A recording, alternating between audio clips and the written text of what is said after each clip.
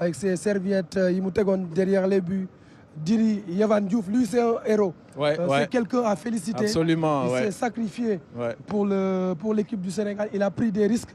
Gars, ils mënoon nañ ko fa gaañ. Loolu day wane ni équipe du Sénégal bi am na solidarité. Moi am aussi ay faits de jeu yu am avant Krépin Diatta qui tombe malade subitement avant l'échauffement. Matar Sarr aussi. Pape Matar Sarr qui tombe en syncope à la mi-temps. Ousseynou Niang à l'échauffement. Ah, le voilà, Sadio Mané. Il a été le grand monsieur. Absolument, très classe. C'est lui qui a sauvé la finale. Absolument, il a sauvé la finale. Il a pris la vie de Mamadou Niang, de Elhadji Diouf, de Claude Leroy. Absolument. Et après, il est allé rappeler tous ses coéquipiers. ñu ñëwaat ci vestiaire ñu jóge ci vestiaire bi ñëw Edouard Mendy arrêté penalty bi. Et le reste de l'histoire on le connaît, ça se passe de commentaires. Absolument.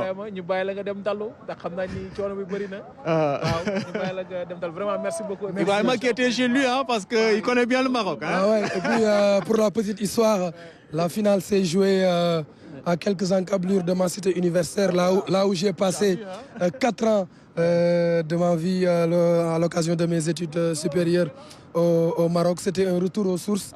Un retour dans ma seconde patrie et au bout du compte, je crois que la meilleure équipe a gagné et j'encourage l'équipe du Maroc à travailler pour aller chercher un titre à l'avenir parce que c'est une équipe qui a du talent. En tout cas, c'était une CAN très particulière pour moi de revenir à Rabat, de retourner à Rabat après 15 ans d'absence. Et ce n'était que du bonheur du début à la fin di sant yàlla bi nga xamee ni Sénégal jël na ndam li à Rabat en terre marocaine. Merci beaucoup. Merci beaucoup. Félicitations encore et félicitations à toute l'équipe de la RTS qui était sur place. Donc les joueurs ñu ngi dafa am solo. Absolument. Joueur bu nekk nga ñëw saafonte ak président saafonte ak premier ministre. ak gouvernement bi bu ko defee it ñoom it ñu wax la ressenti bi nga xam ne am nañ ko. Parce que moment yi voilà Nicolas Jackson qui a aussi fait une belle CAN. Mamadou Seck. Franchement Mamadou Seck aussi. Oui dafa nekk moment yu am solo parce que dina tax président de la République ku ci ne kenn par kenn mu nuyu la Krépin Diatta moom it ndeysaan ci particulier Krépin ndaxte final bi nga xam bi ñu koy ñàkk bi ñu koy jël 2021 joué wu ko waaw dafa fekkoon mu blessé ba ñëwul absolument bii mu ñëw joué wane njàmbarte ba ñëw ba final mu feebar absolument mu lay wan tamit way terewul mais daanaka voilà jël na coupe d'Afrique te loolu moo am solo mu lay wan ni Pape Thiaw li mu wax ni 28 jours laa yor kenn ku ne mën nga remplacer morom Elhadji Diouf lui aussi très déterminant il est toujours là un double ballon d'or aussi un lion qui est resté avec ses jeunes frères pour les encourager pour les pousser Ibrahima a rapporté tout à l'heure l'histoire avec Sadio, il a staff médical encouragé, le staff médical, Tony Silva, l'ancien gardien. Il y a aussi un lion. Premier ministre comme mi ngi fàttaliku bu baax bi muy 2002. Absolument, un très grand gardien. Voilà le staff administratif, le secrétaire général Abdoulaye Sow. ñëw vraiment mu nekk taxawaay boo xam ni bu am solo la ñoom tamit daf liggéey bu am solo franchement avec le président de la fédération aussi. Tout à fait.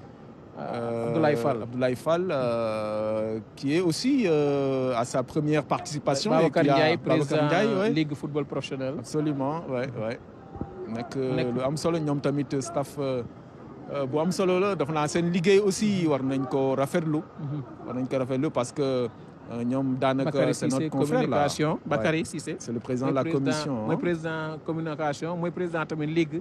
bu Ziguinchor effectivement. Donc un à un, ils sont en train de saluer le président de la République et le Premier ministre, les membres de la délégation, aussi bien les joueurs, le staff technique que le personnel administratif. ñoom ñëpp daanaka ils ont eu tous le mérite de porter l'équipe nationale. Cheikh Seck, l'ancien gardien de but, lui aussi vice-président, qui est en train de saluer les autorités. Lui c'est Fedior, merci Fedior. Non Yaya Baldé c'est Yaya Baldé. Absolument mu léegi ba dem. mu nekkee taxawaay boo xam ne bu amam solo la te yaa ngi gis Edouard taxaw jour yëpp ñu ngi nii taxaw. mu nekk taxawaay boo xam ne bu amam solo la permettre tey ji Sénégal mu indiwaat ñaareelu étoile. Khalilou Fadiga di mooyoon Khalilou Fadiga. le gaucher magique moom it nekkoon joueur bu am solo tey mu nekk ci staff bi Hein? Mamadou Niang. Mamadou Niang, oui, c'est lui. Mamadou Niang. Ouais. Qui a accompagné l'équipe. Hein. Tout à fait. Il est aussi un ancien buteur, un ancien capitaine de Lyon. Oui, non, de femmes solo. Ouais. Direction technique bi. Permettre leen tey ñuy def liggéey bu am solo. Amadou Kane, vice-président aussi. Hein. Waaw, directeur vice-président. Ouais. Les joueurs sont là. bu am solo la kon joueurs yi ñëw nañu. kontaan tey ñëwaat fii ci Sénégal indi coupe bi donc ñu war leen sargal gis nga Mayacine Mar lui aussi. Quelqu'un qui connaît bien le football sénégalais en tant que DTN. Hein? Voilà ñu ngi ñëw ba léegi membre délégation bi ñoom ñëpp. Voilà les joueurs, les champions d'Afrique, ils sont là avec les médailles. Voilà, ça c'est Boulaye Dia, je pense, non? Tout à fait. Boulaye moom moo nekk nii Elimane Ndiaye. Ouais, Cheikh Tidiane Sabali. Ouais, bravo. Ils sont. Bravo Ousseynou Niang. Ouais. Chérif Ndiaye. Chérif Ndiaye, ouais. Ba tey gars yi ñu ngi wàcc avion bi ba tey. Je disais à quelqu'un que Abdou Aziz, li ñu manqué woon, ça c'est Diatta, hein? Lamine Diatta aussi, l'ancien défenseur. Tout à fait. L'ancien défenseur du Sénégal, qui est aujourd'hui membre du staff technique. Je disais à quelqu'un, Abdou Aziz, que li ñu manqué woon dans le temps mooy vraiment mental bi. Moom la ñu am ak joueurs yi. Sadio Mané qui est actuellement en communication moom la ñu am actuellement. Tout à fait. C'est des garçons yoo xamante ni ils jouent sans stress. Et c'est ça qui fait leur force aujourd'hui. Tout à fait. C'est des jeunes qui sont déterminés et qui n'ont peur de rien, qui peuvent rivaliser avec pratiquement toutes les stars du football au niveau mondial parce que ils jouent dans de grands clubs et ça, c'est ça qui fait aujourd'hui la force de cette équipe qui a gagné, qui a décroché cette Coupe d'Afrique chez le pays organisateur. Ah, ça c'est Aïda Mbodj. Madame Aïda Mbodj. Déléguée générale bu DER. Ah, elle aussi était de la partie. Hein. Tout à fait. Ouais. Comme pour dire qu'il y a eu beaucoup d'autorités qui se sont déplacées. Et franchement, des Sénégalais de tous bords, hein, ils se sont déplacés en masse au Maroc pour accompagner l'équipe. Et il faut saluer cet élan-là de solidarité et vraiment d'accompagnement de l'équipe. Tout le monde s'est mobilisé derrière les Gaïndés pour les pousser à la victoire finale et c'est ce qui est arrivé. ñu war ko rafetlu Abdou Aziz. Tout à fait mu ngi koy rafetlu bu baax te li ma jaaxal sànq bi ñuy commencé Omar yaa ngi gis ni fii bëriwul woon nit. mais naka la Gaynde yi wàcc rek fi ne nii moom kenn mënatul téye sa morom. absolument ñëpp ñëw tey bëgg a saafoonteeg ñoom kenn ku ne yaa ngi yëkkati sa appareil. xam nga nag ñoom ñëpp dañu bëgg a immortaliser moment yi parce que dafa nekk lu am solo. loo xam ni fekke woon naa Gaynde yi ba ñuy ñëw indi ñaareel trophée bi nga xam ni. moom la ku nekk da nga koy nettali daanaka sa njaboot ak sa famille. daanaka dafa am solo. président ak premier ministre ñu ngi ñëwaat. waaw ni lépp jeex na ci ñu doon wàcc ci avion bi. voilà après je pense que le président a un petit mot à dire au Lion avant maintenant la cérémonie officielle de demain. Tout à fait. Je pense que ça va être une brève déclaration. Je pense c'est ce qui était prévu.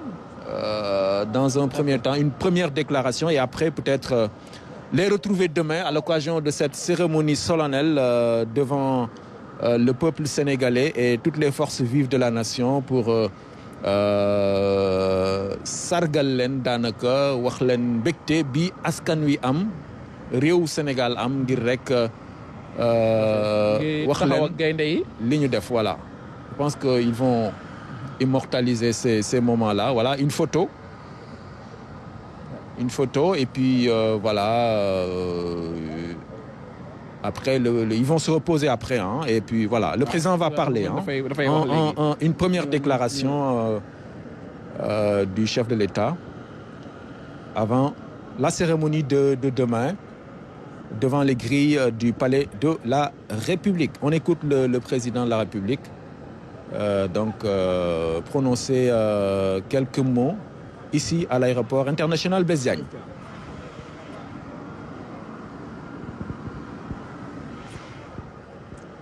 Voilà la dernière mise en place avant la déclaration du chef de l'État, qui aura quelques petits mots. Oui, voilà, Monsieur le Président. Voilà, on va donc écouter le chef de l'État qui va donc parler. Ouais. Voilà. Monsieur le Président, bonsoir. Vous venez les Lions qui reviennent avec cette deuxième étoile. Quels sont à l'endroit de Jambar?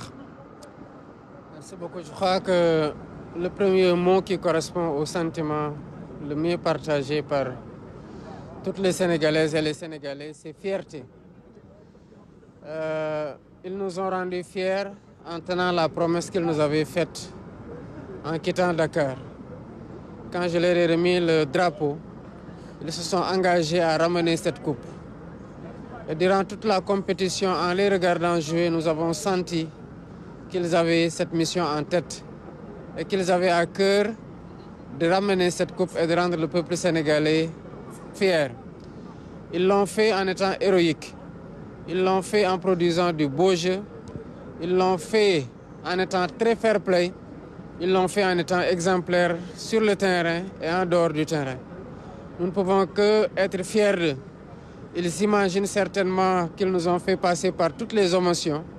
Nous leur avions promis, derrière chaque geste, de vibrer avec eux, d'être à leur côté et de les pousser jusqu'à l'exploit qu'ils ont réalisé de la plus belle manière hier à Rabat. Monsieur le Président, ci wolof gaynde yi ñu indi coupe bi yan mooy premier mot yi nga leen wax bien sûr nga leen retrouver demain. bu amee loo xamante ne tey moom la Sénégalais yëpp bokk ci lii ñu gaynde yi andil mooy mbégte ci ni ñu leen gisee ñuy footballé mu wóor ñu ne ñii seen xol ak seen xëtër yëpp def nañ ko ci bëgg nañoo bégal askanu Sénégal te bëgg nañoo wone ne jël ndam li nuñ ko diggee woon andi ko jaral na leen lu ne moo tax bi ñu leen gisee biir terrain bi pendant ci biir tournoi bi yëpp ñu ànd ceeg xarañte ci mën football ànd ceeg yar ci teewal ñu par rapport au comportement bi nga xamante ne moom lañ doon xaar ci ñoom ci biir terrain bi ak ci biti terrain bi wane ne tamit ni adversaire ba dëgër dañ koy tër daan ko ndax fi ñu teg seen bët moo tax mu nekkoon ci coupe bii kon nit ñu ko diggee woon defee nañ ko noonu dañu xam ne nag Sénégal yëpp a bég ci ñoom démb kenn mënul toog kenn mënul taxaw kenn mënul def dara li ñu nekk ci biir terrain bi di xeex di def lu ne boobu ñu ngi nekk ci biti di yuuxu di leen puus di tëb di def lu ne pour ñoom ñu gagné kon lii Sénégal moo gagné Sénégal yëpp a gagné wane ne que Sénégal benn la wane ne que gaynde yi taxaw nañu teewal askan wi te deuxième étoile bii ñu andil njukkal rek lañu leen ci ameel te njukkal googu askanu Sénégal nañu leen ko delloo bu mat sëkk incha allah suba bu soobee yàlla. Jërëjëf monsieur le président. Merci beaucoup. Voilà, monsieur le président de la République qui vient donc d'adresser sa première déclaration au Lion après donc ce retour triomphal. Fi mu nekk nii nag Abdoul Aziz président de la République daanaka pare na déclaration bi nga xamante ni moom la doon def adressé ko ak Lion yi léegi nag fi mu nekk nii.